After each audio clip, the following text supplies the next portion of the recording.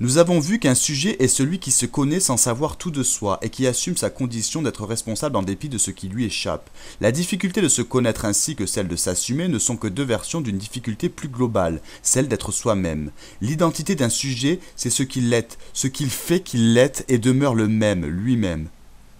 Mais qu'est-ce qui peut constituer l'identité d'un individu qui est à la fois conscient et ignorant de lui-même, hétéroclite jusqu'à en être contradictoire et de plus changeant? Le rêve, parce qu'il nous met en scène sous des aspects étrangers à ce que nous croyons être, est un des aspects de la vie psychique qui conduisent un sujet à se demander qui il est vraiment. Si Freud a pu dire que le rêve est la voie royale pour accéder à l'inconscient, c'est parce que je suis l'auteur de mon rêve et en même temps que je ne m'y reconnais pas. Le rêve qu'évoque déjà Platon révèle qu'il y a en moi un personnage différent de ce sujet prudent et civilisé qui se montre à l'état de veille. Il dévoile mes désirs dans leur vérité. Toutefois, cette vérité de mes désirs n'est pas toute ma vérité. Je suis aussi celui qui tient ses désirs à distance ou qui leur donne des issues compatibles avec la civilisation. La manifestation onirique d'une part cachée de ma vérité peut contribuer à l'équilibre du moi en ce qu'elle m'apprend que mon identité n'est pas simple et homogène. Car l'identité du sujet fait problème quand il veut la chercher dans un seul de ses moments, de ses aspects ou de ses niveaux. L'unité, la continuité et l'identité sont à la fois incertaines et nécessaires pour qu'il y ait un sujet. Je suis ce que je suis par le regard d'autrui, sans lequel mon identité n'aurait pas plus de consistance qu'une hallucination. Toutefois, selon Sartre, je me trouve assimilé par ce regard à un être que je n'ai pas librement choisi d'être. C'est ainsi que je suis honteux. Si autrui me surprend en train de regarder par le trou d'une serrure, son regard me qualifie et m'identifie ainsi. Cependant, je suis toujours plus que ce que l'on peut constater de moi. Certes, je suis quelque chose de défini, le fils de mes parents, de mon temps, ce que décrit ma carte d'identité. Mais en même temps, je suis rien d'absolument déterminé de définitif. La mauvaise foi, selon Sartre, consiste, pour une conscience, à se masquer sa vérité en feignant de s'identifier à un rôle social. L'identité d'un sujet n'est pas inscrite dans une essence invariable qui la constituerait de sa naissance à sa mort. Elle est faite d'expériences variées, de changements successifs et de réinterprétations du passé. Tel est l'objectif de la cure psychanalytique. Une fois que le sujet a ramené à la conscience le désir dont le refoulement a suscité son malaise, il lui appartient de choisir qui il veut être, le sens qu'il va donner à son histoire passée et à son avenir. Il lui faut pour cela intégrer en une sorte de récit les divers éléments de son histoire individuelle en déterminant leur signification. On ne naît pas sujet, on le devient par la compréhension de son histoire, non plus subie, mais reconquise. L'idée d'un sujet humain conscient et maître de lui-même a certes été remise en question par la découverte de l'inconscient. Devenir un sujet est désormais une tâche à accomplir par chacun. Suis-je responsable de ce dont je n'ai pas conscience ? Sans même avoir lu Leibniz et son très connu « Tout va pour le mieux dans le meilleur des mondes », c'est en Grèce, dans un paysage idyllique, que l'humanité fut soudain gagnée par un vent de liberté et un projet dont le mode d'emploi reste incertain ou encore de nos jours dans quelques lieux égarés. Elle entreprit avec alacrité de faire d'un pays plié sous le joug du démos, l'aristocratie, un pays où les individus seraient alors reconnus comme sujets de droit, où les citoyens adhéreraient à un même idéal animé par l'éthique de la responsabilité. Ainsi, selon les historiens, le concept de responsabilité, fruit d'une évolution dont on pourrait situer le berceau à Athènes au 5e siècle avant Jésus-Christ, serait en étroite corrélation avec l'avènement de la démocratie. L'apparition de ce concept n'est pas sans relation avec la vague de questionnement qui prit son essor à la même époque avec Socrate. À mesure qu'il prenait pleinement conscience de sa nature humaine, l'homme chercha à évaluer sa responsabilité à l'égard des différents systèmes sociaux, juridiques, médicaux, où son esprit retentissait avec éclat. Puis, beaucoup plus tard, grâce à la notion que Freud baptisa l'inconscient, il étendit son domaine d'interprétation et s'interrogera, à savoir, puis-je être tenu pour responsable d'un acte que ma conscience a refoulé? Ceci en admettant que la responsabilité ou la non-responsabilité soient des corollaires de l'existence de l'inconscient. A contrario, d'autres comme Sartre ou Alain défendirent avec ferveur qu'il n'y avait pas un autre moi en moi. Ainsi naissait la question, la non-conscience inclut-elle nécessairement la non-responsabilité? Notre conscience est un juge infaillible quand nous ne l'avons pas encore assassinée, a écrit Balzac. Plaçons-nous-la dans le cas où elle a été atrophiée. Puis-je être tenu pour responsable d'un acte que ma conscience a refoulé?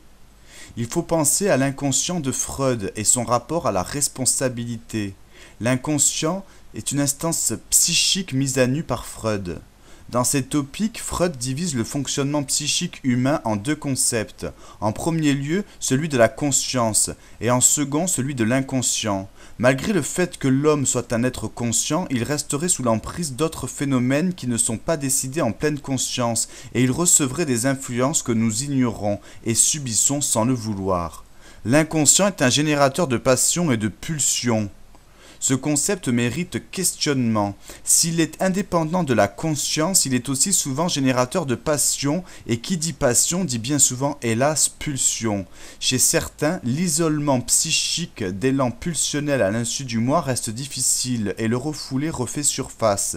Ainsi, cela plaiderait en faveur de l'idée selon laquelle nous ne serions pas responsables de tous nos actes, certains d'entre eux étant guidés par une instance supérieure. De par l'analyse freudienne du psychisme humain, nous pouvons déduire que l'absence de conscience est à corréler avec l'absence de responsabilité. Ainsi, nous pouvons nous demander ce qui fait qu'un homme soit ou non responsable. Sans conscience, il y a une absence de responsabilité, l'absence de conscience morale. L'homme, du fait qu'il sait qu'il est un animal, cesse de l'être. En prolongation de la pensée d'Hegel, pour être responsable, il faut savoir ce que l'on fait, ce qui veut dire que la responsabilité suppose la conscience. Dès l'instant où il y a prise de conscience de notre humanité, cela implique la responsabilité de nos actes. Or, on ne peut faire un procès de responsabilité à un animal lorsqu'il tue, car il agit seulement par instinct de survie, donc inconsciemment. De même pour l'objet. En dehors de Francis Ponge, qui leur prête une âme, ils sont inconscients.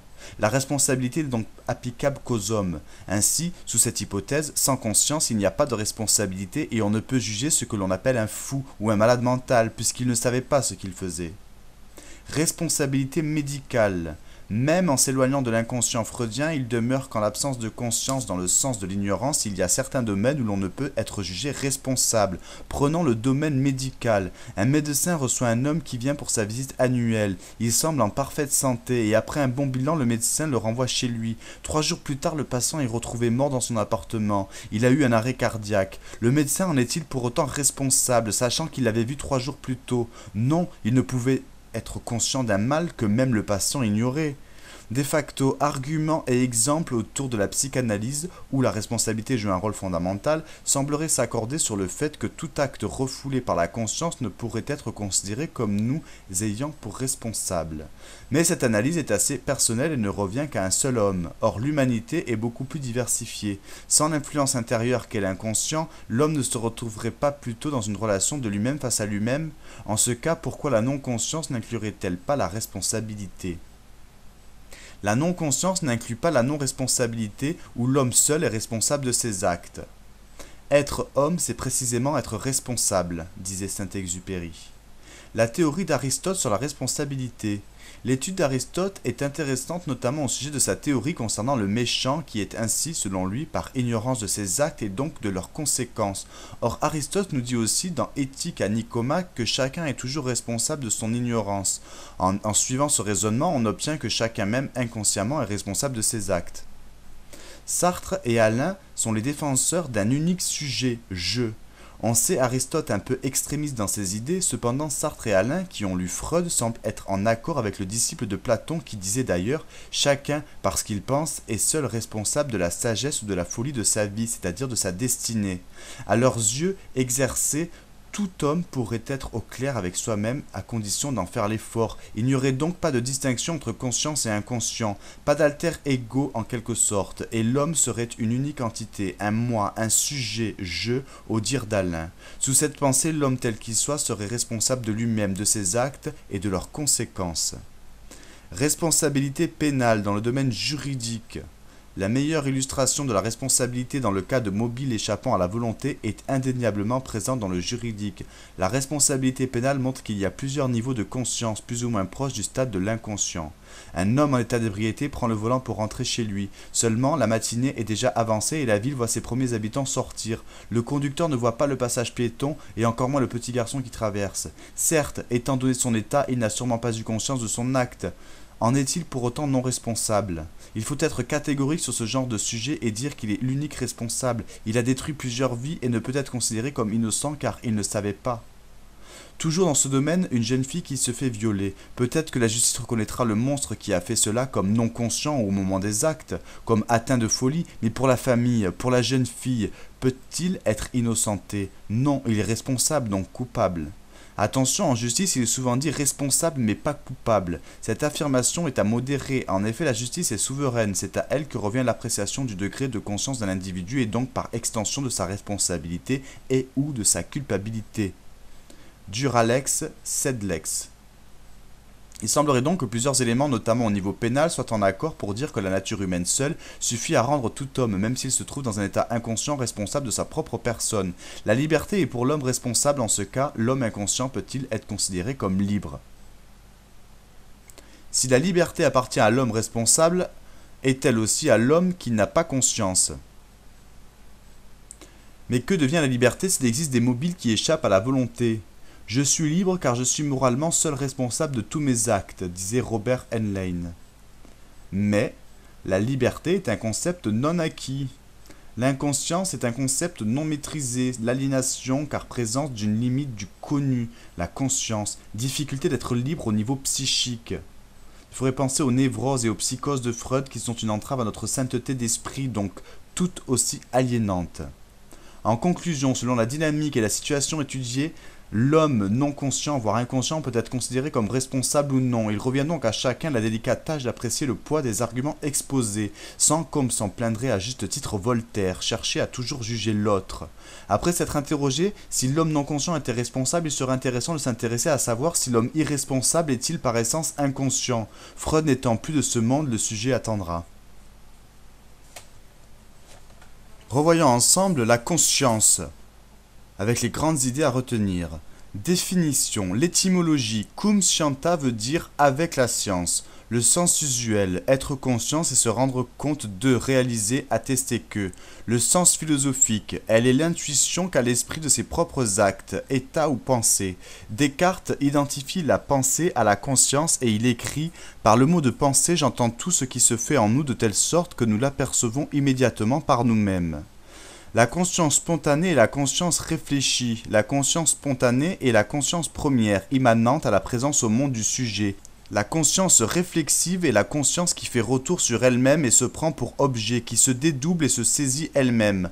Aussi l'être humain conscient est-il appelé pour soi, par différenciation d'avec la chose qui est dite être en soi.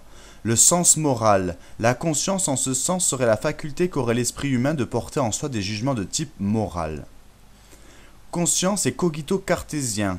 La philosophie du cogito.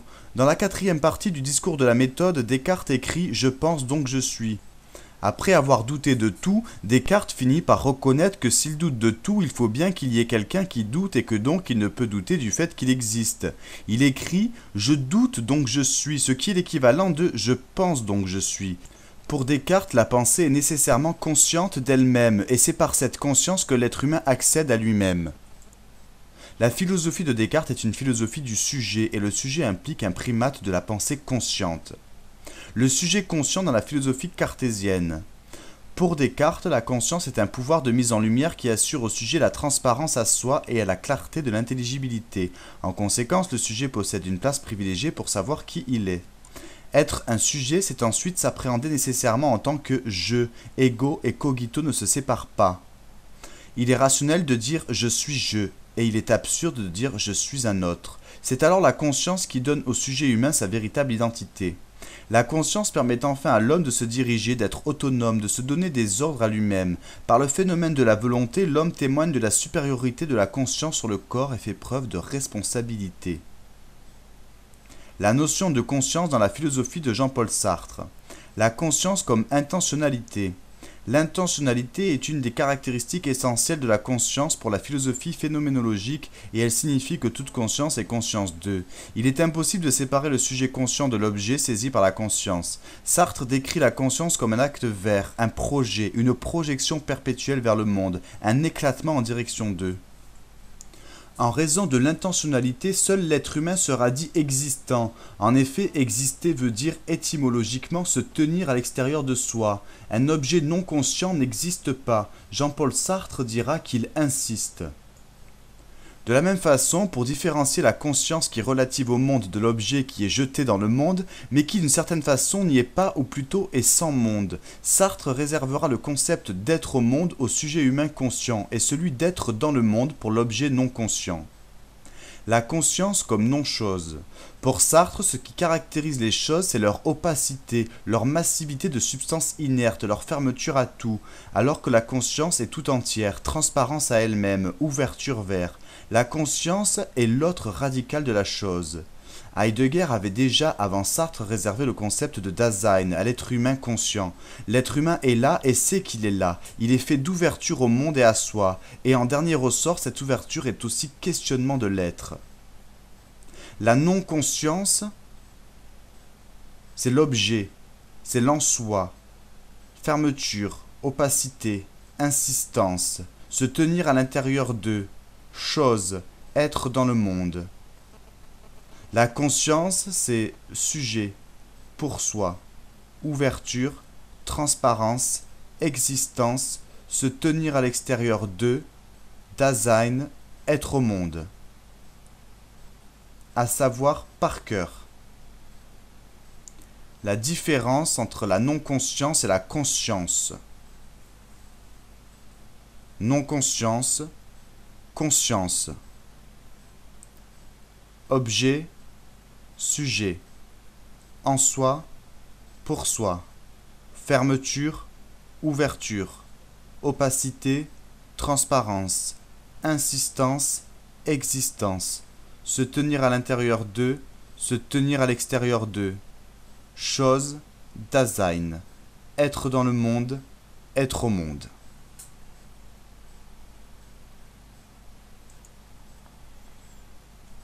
Revoyons maintenant ensemble les termes importants.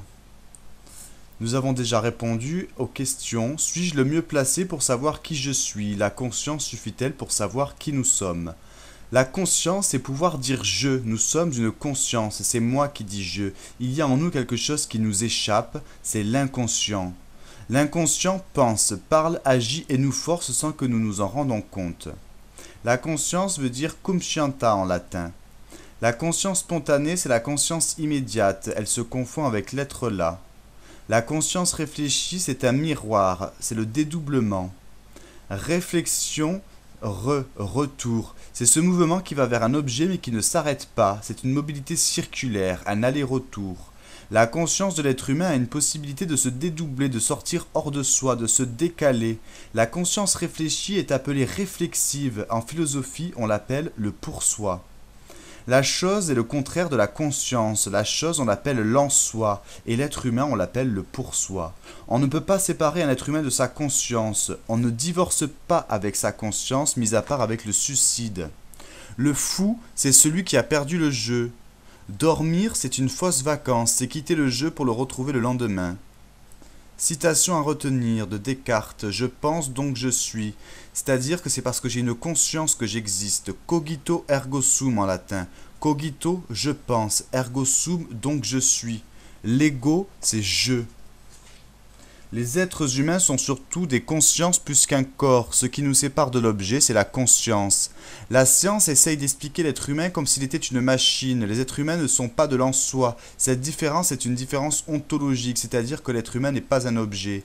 La science installe l'homme dans une continuité avec le monde animal. Il y a une différence d'appréciation entre la philosophie et la science. La philosophie insiste sur la rupture entre l'homme et l'animal. Il n'y a qu'un être humain qui peut dire « je pense donc je suis ». L'animal n'a pas l'opération explicite du cogito. Pour beaucoup de philosophes, ce qui est fondamental pour l'être humain, c'est la conscience. Pour beaucoup de philosophes, la science est réductive. Différence entre génocide et dégénéré. Un génocide, c'est quand on s'en prend au genre humain. Dégénéré, c'est quelqu'un qui ne respecte pas le genre. L'être humain est un être conscient. La philosophie dit que l'identité, c'est de pouvoir dire « je ». La vraie vie commence quand on pense, quand on est conscient. Être vivant suppose une biologie, un corps qui vit. Mais ce corps est insuffisant. Par exemple, quand on est dans le coma, on n'est pas conscient. C'est comme s'il n'y avait rien. La conscience est décisive pour ouvrir la vie. Le cogito ergo sum signifie « je pense donc je suis ». Je pense signifie « je suis conscient ». La philosophie dit qu'il n'y a pas une seule naissance, il y a une naissance qu'on n'a pas choisie, la naissance physique, mais il y a la possibilité de naître à nouveau.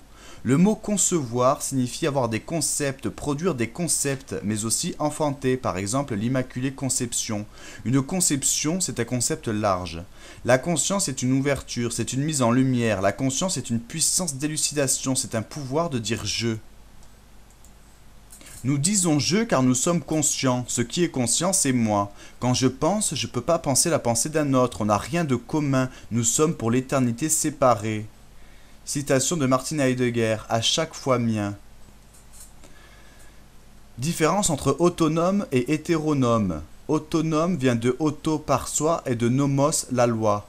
Hétéronome, la loi m'a été donnée par quelqu'un d'autre. La conscience, c'est la possibilité d'élucidation. La conscience se confond avec le je, elle confère avec la responsabilité. Husserl décrit la conscience en disant « toute conscience est conscience de ». Ça veut dire qu'il n'y a jamais de conscience bloquée. La conscience est toujours conscience qui va vers, une conscience qui s'ouvre. L'être humain est nécessairement en relation. Il y a toujours un lien entre moi qui existe et le monde. On ne se sépare jamais du monde quand on est conscient. Il n'y a que les êtres humains qui existent, car exister signifie sortir de soi-même. Le bureau, il l'est, mais il n'existe pas. La plante, elle l'est, mais elle n'existe pas. Ils sont dans le monde, mais ils ne sont pas au monde. Heidegger dit que l'animal est pauvre au monde. L'être humain est au monde. Voilà ce que nous pouvions dire sur la conscience. La prochaine fois, nous philosopherons sur l'inconscient. À bientôt.